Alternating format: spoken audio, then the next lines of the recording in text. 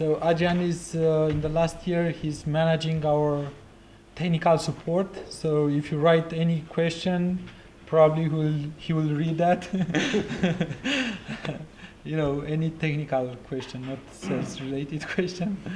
And then from him, it's sometimes dispatched to some of our developers or other people in our team who will respond to questions, to me sometimes. So depending on the complexity of the problem, either I'll try to tackle it myself or one of the developers if it's something highly technical, or someone that has a set of responses for common problems. So. George, can we switch on some light over there on you guys? Yes. See you speak. First technical problem. Yes, better solved. the delegated task.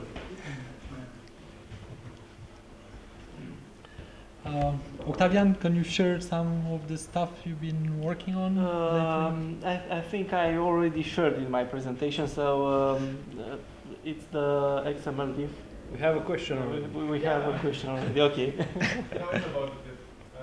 Right now it's not available in the SDK, so you kind of call the diffing dialog. Would that be part of the SDK in the future? I don't know yet. You are talking about the Diff SDK that we had, or about the oXygen SDK? You can call various actions and call bring up dialog, but the diffing dialog is one of those that's not easily accessible. Yeah, I think we can add something in the API to access it or from. So at some point we had an XML Diff product as a separate product from oXygen, and that had also an SDK part that basically provided access mainly to the algorithms, not to the visual presentation part. Yeah, but so, yeah, we can add. I think we can add in the SDK some API to access the comparison. What will be the use case? So to reverse the roles. So the use case is if you for my example is we wrote a plugin where you can store your documents in a database and access it through oXygen, and it keeps versions of the document, so it makes copies of the document, and we actually managed to start the file differences dialog by using reflection, Java reflection, but it's not nicely integrated. If you're working on improving it, would be nice if it would be available in the SDK as well. Okay, let's make a note. So we want to add this support, the XML Diff algorithm in next oXygen release version. We hope we'll have time. We also work on the schematron part. We want to update the specification, the escape specification with Nico, and we want to also support this in oXygen, some new things. Also maybe the multilingual support that it's in schematron. We want to add it for the fixes, and we don't have the specification right now available. So when it will be available, I think we can start to work on it. I don't know if there are another feature that it's work in progress now. It's on the author part. It's the reply comment. Yeah. So basically, when you have, you can annotate a document with comments, but then if you want to reply to a comment, you have to create another comment maybe on the same range. But it was not easy when you said, you wanted to accept everything. It was kind of difficult. So we implemented you can reply to a comment now. We allow like any depth of the comment, so you can have different conversation basically that starts with a comment, but the user interface will guide you to have do not get many levels, right? So we try from the user interface to keep the users maybe on the comment and replies maybe, and maybe just one level, or because otherwise you will get reply to reply to reply, and you'll get something that will look like this. But I do not express myself very clearly. So if you have a comment and then you get a reply to that comment, if the next person replies to this reply, then you'll get like a tree. You need some nesting. So that will distinguish from on just one branch. So the user interface will guide you to reply to the main comment usually. So you get a better view of the comments. Yes? What about status, like the comment is accepted or denied or something like that? We implemented something, yes, that is done or something like that. Yes, so you can mark one of the comments or replies as done, and it will be grayed out. Yeah. So you if you are in a review process, let's say, and you discuss, at least you can say, oh, this is done, so you don't come back to the same discussion all the time. Yeah. So that was also included.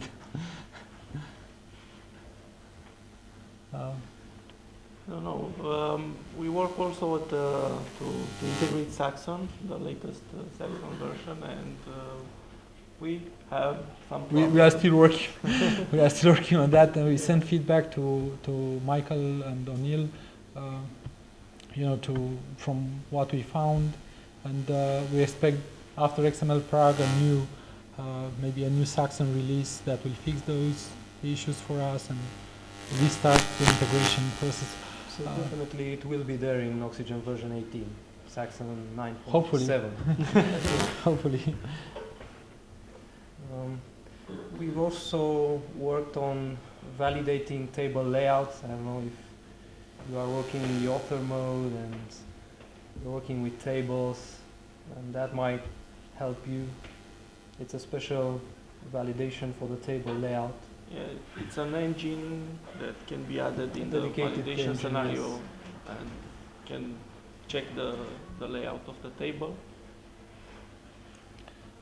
So we'll be interested also to hear, how you are using oXygen, if there is a missing support for what you are doing. Also on this web part, that we presented first, have you get a chance to try that? Do you see a potential use for that? That will be very interesting for us. Also some feedback on the licensing model that we proposed for the web author will be interesting. So anyone wants to start sharing some of his or her personal experience with oXygen? No? Nobody? The technical documentations, I have been working with XML Diff, the inline actions. Line Mhm. actions. For instance, surround this fragment or insert fragment. And I had to look up many times the information I was looking for in the Java doc. And that was complicated, so perhaps you could improve somewhat there. Mhm. Some examples perhaps. Some more examples of what there are.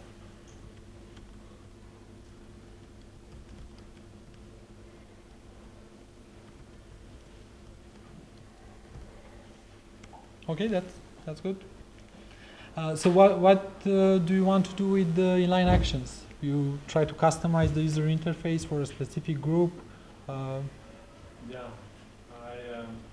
I'm working on a dictionary for Mhm. people that are not very technical and not XML aware.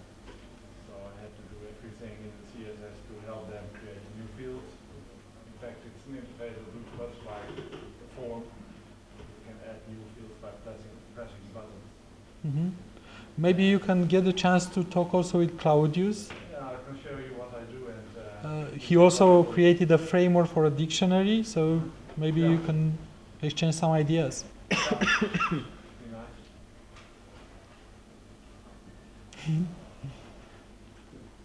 Yeah, we'll sit together. Yeah. Okay. Yes. Yes. Example which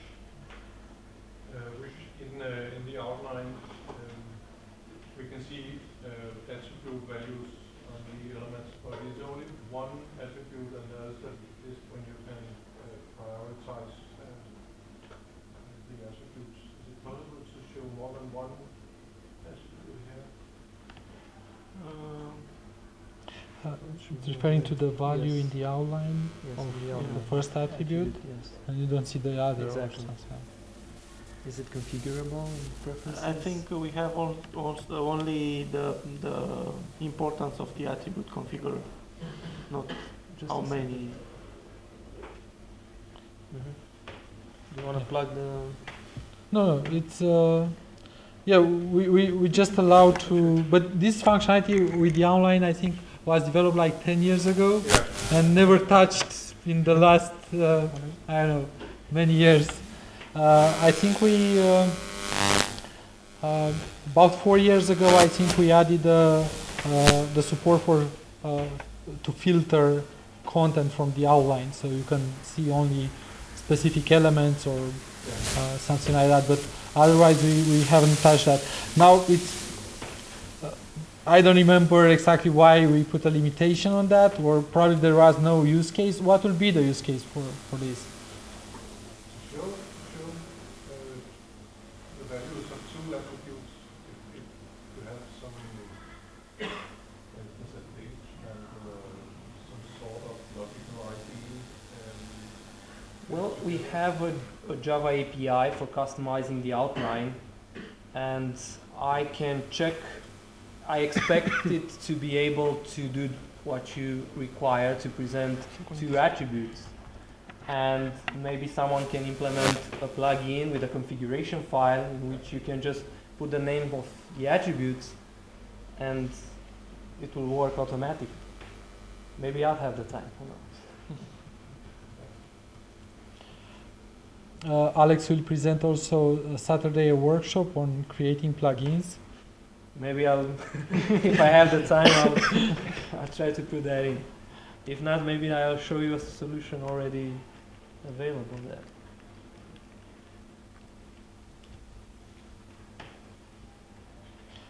But wouldn't that be kind of confusing sometimes when you see two values and you don't see the names of the attributes? We do not show the names. We show only the values. If the users can if you explain your users what they mean, then I don't think there's a problem. Another idea that we have would be to be able to maybe provide multiple views of the same document through different CSS files. So then you can have like a CSS that presents an outline, and then the document rendered either in text or rendered in with a different CSS. This will kind of solve this problem. If you create a CSS that shows only the outline part, let's say, and then you can control from that CSS what you see. And right now, you can present those two attributes directly in the document by using form controls. Perhaps that can help.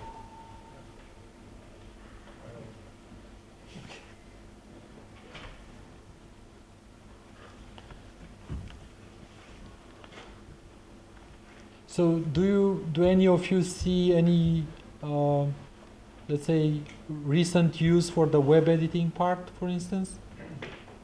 Do you have any projects where that will be useful?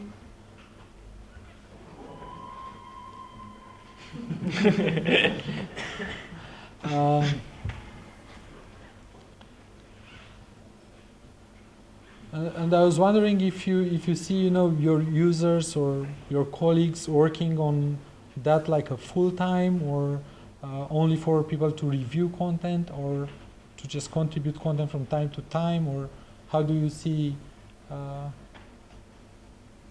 often see projects where people have web-based interface for entering data. Mhm. So I think oXygen is moving in the right way. Well, when you provide such and such a facility, because there's competition there. As for my projects, I'm not sure if I'm going to use it or not, because the project is small, but I may encounter other projects that may be very useful. Mhm. And for these small projects, pricing of the license may be an issue. I think that in my case, people want to buy one time an oXygen also license 5 times instead of paying 200 a month for 5 licenses for a broken license. So in the end, it will be cheaper.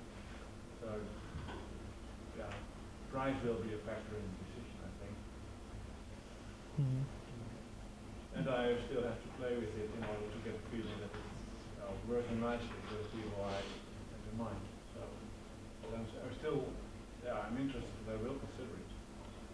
Yeah, we provide trial licenses, so Yeah. you can immediately give it a try. We have also the demo server that can be used, so you can just send the link to someone. One idea, for instance, that we've been thinking about is, for example, even our documentation is on GitHub, the source of our user guide. And then we publish web help, for instance. We should be able to include a link on each topic, like, send feedback or edit this topic. That will basically open the corresponding topic from GitHub in the web app, in the web author. And people can, just make some changes or add comments or whatever. And then when they commit, let's say, or when they save, we will receive that feedback on our documentation directly. Because right now we have a commenting functionality on the web help, but you cannot really change the actual topic and suggest a change to someone. I've been talking also with for projects like Data Open Toolkit or things like that, we'll be happy to provide, this the web author to get feedback or allow people to contribute to the open source project documentation in this way, right? Because that's in Data, or other projects maybe in Dogbook and so on. So we should be able to allow these projects, let's say, to very easily have someone contribute to the documentation. Because right now you need to tell someone, oh, you need to check out the project from GitHub, then you need an editor, you need to open the data map, you need to find the topic. Once you've seen a problem, let's say on the website, but then until you reach the point where you have that topic, the source of that topic, the right revision of that topic in an authoring tool, in an XML editor, and then save and send a pull request or whatever back to the project. It's really a huge chain of different steps that you need to take.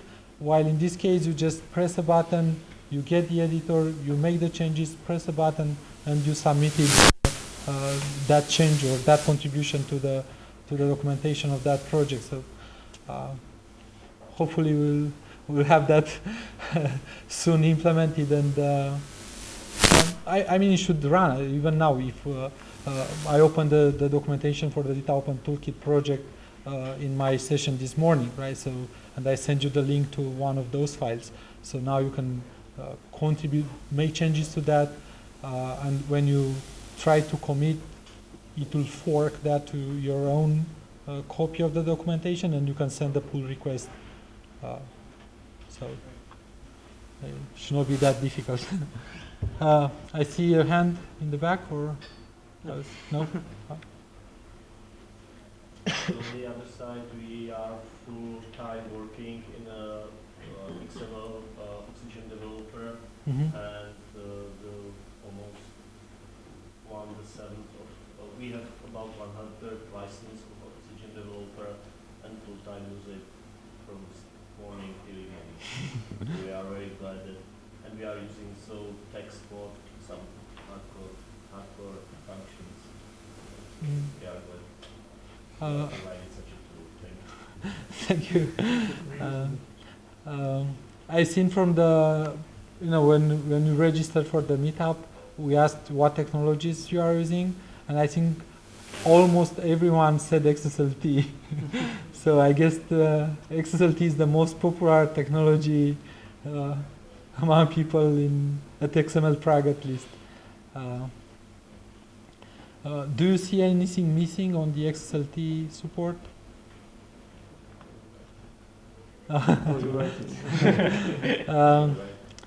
Well, what I would like to have will be a remote debugger at some point, because right now when you debug, you need to, let's say you have a transformation like Dogbook or like the Data Open Toolkit, and there are so many style sheets and they start at different times. You don't know exactly when and on what files they are applied on, because there may be some temporary files and so on. So it will be quite interesting to be able to set a breakpoint on an XSLT file and then run the Data Open Toolkit, for instance, which will run like 100 transformations.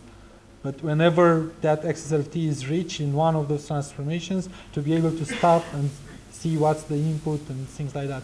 We provide this for MarLogic and for some XQuery, for remote XQuery debuggers for MarLogic, and I think for another XML database, but I don't remember. But it's an interesting approach, because in case of MarLogic, for instance, you may go to a browser, type a URL which basically triggers an XQuery execution, and you intercept that in the debugger, right? So it's quite interesting, because otherwise, getting back to exactly that context, there are also specific request parameters, so you cannot really recreate very easily that a similar context to be able to debug what's going on, right? So that will be something quite interesting, I think, for XSLT. Yes. You've been thinking about creating some kind of marketplace or like an app store where customization could be uploaded, where you say, put more, spend more on the download. Yes, we have that on our roadmap, and it will be available rather sooner than later. So hopefully in a few months, we plan to have if you develop a plugin or a framework for oXygen or an extension, to be able to publish that on a community website, and from within oXygen be able to discover what extensions are available and so on. So that's on our priority list for the near future. Yes. Back to XLT, still missing some XPath operations like concept or XPath operations like? Operations. Oh, Concept or intercept. They're not recognized as being operators by the syntax highlight?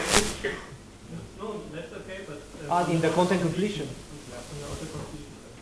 Okay. Yes, we discussed a little. I mean, if we will better support this, people will start using them more. Yeah. Because sometimes I also, I learn by trying to type in something and see what's available, and then when you see something that you don't know, then you read about that, right? So and you learn incrementally, basically.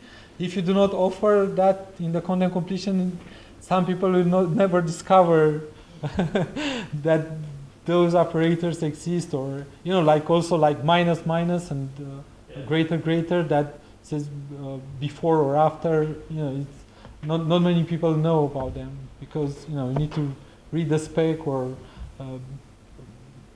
stay very focused on the XSL list and read every message to be exposed to this.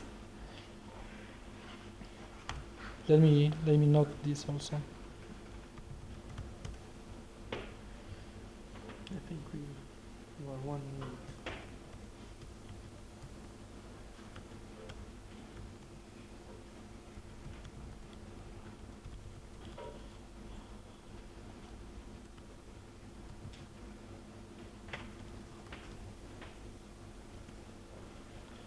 Yes.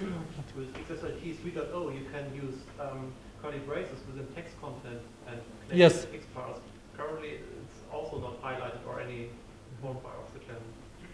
Would be nice.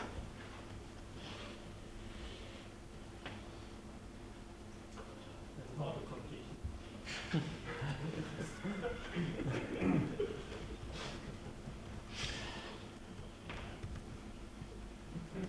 I think they are called text value template or something like that. It's attribute value, similar to the attribute value templates. You have the text value templates. The text value template was the name. Yes. So I also use that. It's quite useful. If you write an XSLT and you have to generate, for instance, if you want to generate CSS and you have dynamic parts, so you have to generate text with different dynamic parts, it's quite handy to put, triple curly bracket and then write the, I think it's a triple curly bracket, right, or double. If you only want to embed XParse, it's a single. Uh-huh. If you maintain Yeah. the curly braces, you have to take Yeah. two. If you want to put XParse expression within the curly brace, you have to use 3.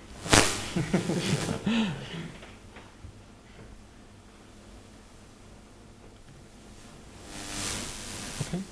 I think So I think we are just on time with our meeting today. Unfortunately, it ends. But as I said, you can still find us the following 2 days. We'll have a stand, so you can come back and ask us anything. Octavian and Nico will present on schematron prefixes, and Alex will Saturday afternoon will show more on how you can develop oXygen plugins, extensions in the workshop that we have in the afternoon. So thank you so much, and we are happy to be here, and thank you for joining us. thank you. Bye.